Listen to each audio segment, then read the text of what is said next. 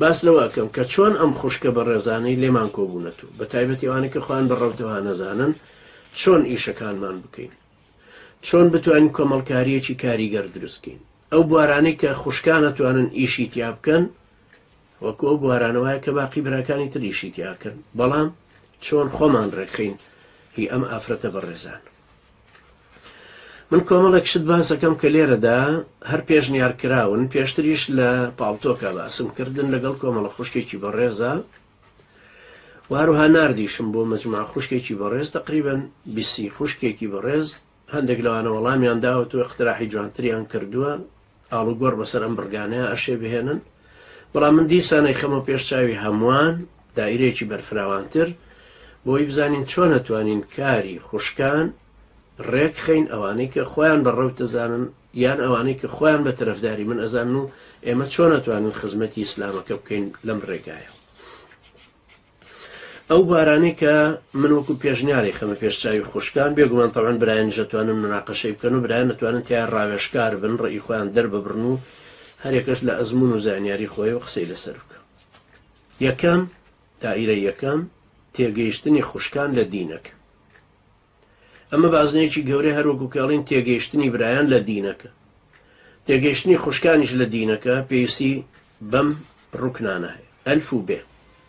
ئەلف زانستی شەرعی، ئافرەتانی شەرۆک و پیاوان پێویستیان بە شارەزابوون هەیە لە زانستی شەرعی، چکە ئێمە لەم وەحیە تێناگەین فقط بە خوتبەی جومعە. خوتبەی جومعەش لەسەر ژنان نوێژی جومعەکە فەرز نییە، لەبەرە عادەتەن کەمیانەچن بۆ نوێژ. کە ئەشتی بۆ ئێ بۆ نمونە گەر تۆ 52 وتاری ساڵی ڕابردوو گوێ لێ بوو بێ، ساڵێک 52 جومعەیە، 52 وتارەکە ئێستا پێت بڵین 10 وتاری بنووسەرەوە ناتوانانی، هەر بیرت نەماون، چونکە وتاری جومعە تەبیعەتی بیرخستنەوەی هەیە، هەستی مەسئولیەتێکت بیرە خاتوو. بەڵام زانستی شەرعیت پێ ناڵە. زانستی شەرعی پێویستە لە مەدرسەیە فێر ببی. ئێمەش کە مەحروم بووین لە مناڵیەوە دەرسی شەرعیمان نەخوێندووە، نابێت تا قیامەت تا خۆمان ئەمرین هەروە بڕوین، پێویستە فێر ببین. کەوابوو یەکەم مەجال خوشکانی بەڕێزیش ئەبێ لە زانستی شەرعی شارەزا بن، لە عەقیدەکە، لە فیکری ئیسلامی، لە قورئانەوانی، لە فەرموودەوانی، لە شەرع، لە تەزکیەی نەفس، لە بانگەواز، لە زمانی عەرەبی، لە زمانی کوردی، لە کتێبدانان، لە بانگەواز هەڵگرتن. ئەمانە هەموو یەبێت تەبعەن تیایە شارەزا بن. جار بۆ جاریش تەبعەن ئەتوانین دەرەجەکان زیاتر بێ، کتێبەکان زۆرتر بێ. بۆیە من پێم وایە چۆن ئێستا لە برایانە خوێندنێکمان هەیە بە ناوی ئامادەی ئامەدی ئیسلامی، کە لە ڕاستیا کردیشمان و تەبعەن هەر مەبەستمانەوە نەبووە هەر پیاوان بەشدار بن. دوای خوشکانێکی بەڕێزی تریش بەشداریان تیا کرد و ماشەڵڵا دەرەجەی باشیان هێنا و خۆشیێکی بەڕێز 100% لە فقهەکەیە هێناوە. ئەو خوشکە بەڕێزە بە تەکید دەگەر دەرسەکانی تری تەواو کرد شیاوی ئەوەیە بێتەوە بە مامۆستا هەر بۆ ئەو دەرسە فقهەیە کە خۆی وتوێتی. خوشکێکی تر مەسەلەن لە شتێکی ترا بەگشتی مەسەلەن خوشکی وا بەڕێز هەیە بە معدەل 85 وەرگرتووە، هەیە 90 وەرگرت. ئەم خوشکە ئەگەر ئیحتیمامی پێ بدەین خۆی بێتەوە بە مامۆستا، کەوابوو چۆن ئامادەی ئامەدی ئیسلامیمان هەیە.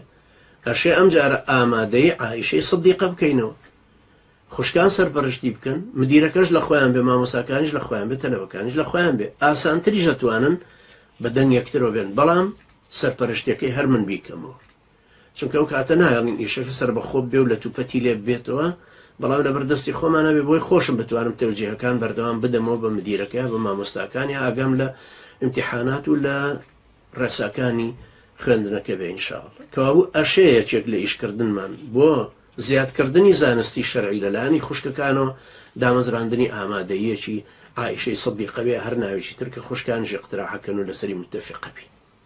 ئەمە وەکو ئامادەیەکێ. ئامادەیەکە چۆن لەولە ئامادەی ئامەدی ئیسلامی سێ پۆلە، بەڵام قۆناغێکە بۆ ئاماد بۆ پەیمانگای ئیبن تەیمیە. لە پەیمانگای ئیبن تەیمیە عیلمە ئوسولیەکان زۆرترە خوێنێ، ئوسولی شەرعی زیاترە خوێن. دوای ئەوی تر خوێندنێکی تر دێتە پێشەوە وەکو تەخەسوسی لێدێ کە مقابلی ماستەرنامەیەک. ئەمە لای خوشکانیش دەتوانین ئەگەر ئێستا دەستمان پێ کرد، یعنی بەوەی کە ئەو خوشکە بە ڕێزانەی ئیمتیحانیان داوە بتوانن، ئەوانە بێنە پێشەوە بۆی بتوانین مامۆستایەتیەکە ڕێکخین. منهەجەکەشمان هەیە، کتێبەکان چاپ بکەین، هەندێک کتێب ئاڵوگۆڕەکەین کە لەگەڵ خوشکانیشا بگونجێت، ئەوە کەوابوو ئەتوانین هەر لە ساڵی 2017 ئەم 4 مانگەی کەماوە بیکەین بە دانانی پلان و تەنفیزکردن بۆ کردنەوەی ئەو مەدرسە شەرعی.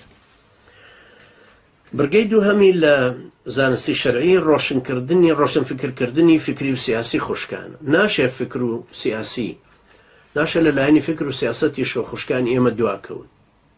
ناشێ ئافرەتێک کە ئێستا چۆتە پەرلەمانەوە ئافرەتێکی عەلمانی یا ئافرەتێکی عەلمانی بۆتە پێشڕەوی ڕێکخراوێکی ژنانە یا ڕێکخراوێکی کۆمەڵگەی مەدەنی یا محامیەکەوە توانێ ڕێکخراوێکی مەدەنی ببا بەڕێوە و وجودیشی لە کۆمەڵگەکەیا بسەلمێن. خوشکانی ئێمەش هەروەهان، ئێمەش محامیمانەیە بە هەمان شێوە محەجەبەیەکی محتەرەم محامیە توانای ئەم ڕێکخراوەشی هەیە چاوکراوەشە. باشە بۆ ناکرێت ئێمە جەوێکی بۆ ئامادە بکەین و یارمەتی بدەین و پشتی بگرین نەتاکو ئەویش بتوانێت لەو لایەنی فکری و سیاسیەوە سەرکەوتوون. بۆیە خوشکانی ئێمە ناشێ ئاستی یەکەمی فکری سیاسی نەزانن چی. ناشێ ئافرەتێکی مسلمانی ئێمە لێزان و قسەزان و ئەوانێ بەڵام نازانێ فەرقی بینی حکومەت و دەوڵەت چیە. بۆیە ئەشێ دیسان لەم لایەنە شۆ ڕۆشنبیری بکەن کەوابوو یەکەم مەرحەلە یەکەم بوار ئەوەیە کە زانستی شەرعی بەو خوشکە بەڕێزە بدەین لە عەقیدە و لە فکری سیاسی و لە هەموو ئەو عیلمە شەرعیانەش ئینشاءالله.